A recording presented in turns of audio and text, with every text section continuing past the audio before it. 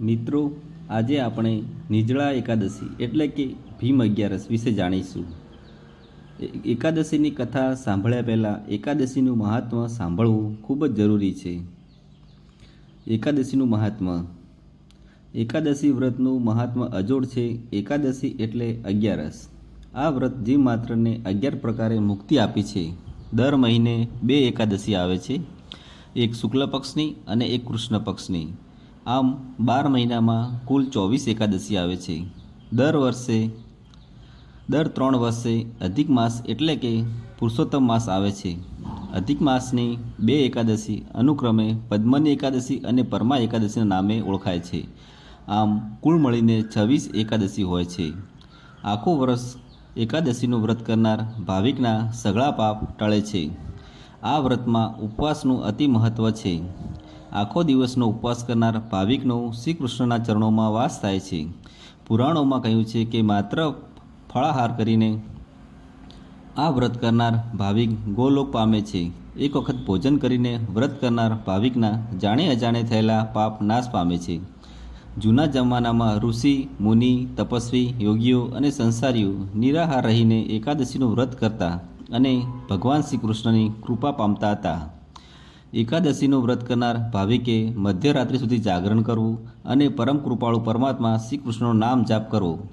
પ્રભુ નામના સ્મરણમાં અનેક સુખ સમાયેલા છે. વળી ભજન કીર્તન કરવા, ધૂન કરવી અને સ્તુતિઓ ગાવી.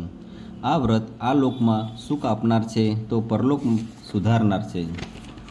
સંતાન પ્રાપ્તિની ઈચ્છા રાખનાર દંપતીને આ વ્રત અવશ્ય ફળ આપનાર છે.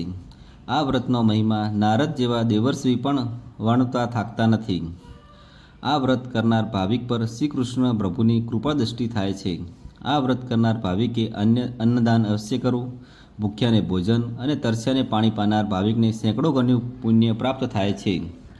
વ્રત કરનાર ભાવિકે બારસના દિવસે પ્રદોષ હોય તો પારણા ન કરવા.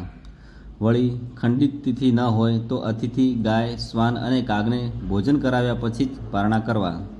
26 એકાદશીનું વ્રત ન કરી શકનાર ભાવિક અષાઢ સુદ 11 એટલે કે દેવસયની એકાદશીથી કારતક સુદ 11 એટલે કે દેવ દિવાળી અથવા પ્રબોધિની એકાદશી સુધી એટલે કે 4.5 મહિનાની એકાદશીનું વ્રત કરનાર ભાવિકને મહાપુણ્યની પ્રાપ્તિ થાય છે. પરણેલી સ્ત્રીઓએ આ વ્રત પતિની રજા લીધા પછી જ કરવું. શાસ્ત્રો અને પુરાણો કહે છે આ વ્રતના નિર્માણ કરતા દ્વાપર યુગમાં અવતાર ધારણ કરેલ ભગવાન શ્રી કૃષ્ણ છે.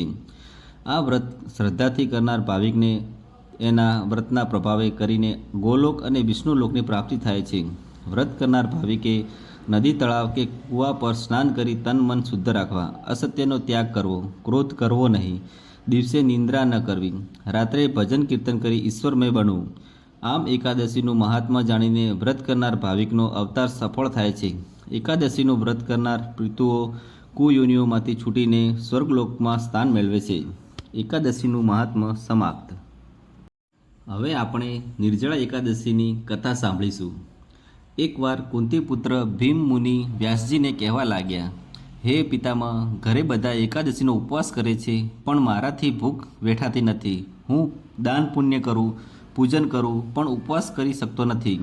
માટે મને વગર ઉપવાસે એકાદશીનું ફળ મળે એવો કોઈ શાસ્ત્રોક્ત ઉપાય જણાવો. આ સાંભળીને મહામુનિ વ્યાસ બોલ્યા, નર્કની યાતનામાંથી બચવા અને સ્વર્ગલોકની પ્રાપ્તિ માટે સુદ અને વધની બંને એકાદશીએ ઉપવાસ કરવો દરેક જીવાત્મા માટે જરૂરી છે. આ સાંભળીને ભીમ ગરગવા લાગ્યો, હે પ્રભુ, મારા પેટમાં રૂક નામનો અગ્નિ ધગે છે. હું ઘણું અન્ન ખાઉં પછી જ શાંત પડે છે. દિવસમાં એકવાર પેટ ભરીને અન્ન ન મળે તો હું મરવા પડું. બહુ હિંમત કરું તો વર્ષમાં એકાદ દિવસ ઉપવાસ કરવાની મહેનત કરું, પણ વર્ષની બધી એકાદશીઓ મારાથી ન જ થાય. માટે કૃપા કરીને કોઈ ઉપાય દેખાડો.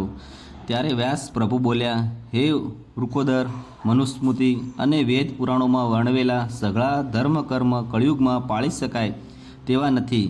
તેથી તમામ વ્રતોના સારરૂપ વ્રત તને કહું છું. જેઠ સુદ એકાદશી વૃષભ અથવા મિથુન સંક્રાંતિમાં આવે છે. આ દિવસે ઉપવાસ કરવો, સાથે સ્નાન અને આચમન સિવાય પાણીને સ્પર્શ ન કરવો, ફળ પણ ન ખાવા, પાણી પણ ન પીવું. એકાદશીના સૂર્યોદયથી બારસના સૂર્યોદય સુધી જળપાન ન કરનારને તમામ એકાદશી કર્યાનું ફળ મળે છે. બારસના દિવસે બ્રાહ્મણને યથાશક્તિ દાન આપ્યા પછી જ પારણા કરવા આ નિર્જળા એકાદશી છે, જે સઘળા તીર્થ સ્થળોની યાત્રાનું ફળ આપે છે. આ વ્રત કરનારને યમના દૂતના બદલે પીળા પિતાંબરધારી વિષ્ણુ દૂતો લેવા આવે છે. આ ઉપાયથી ખુશ થયેલા ભીમે નિર્જળા એકાદશીનું વ્રત કર્યું. આ દિવસે અન્ન ખાનારને મૃત્યુલોકમાં અપકીર્તિ મળે છે. પુરાણોમાં આ એકાદશીનું મહાત્મ્ય વિગતે વર્ણવ્યું છે. જય શ્રી કૃષ્ણ.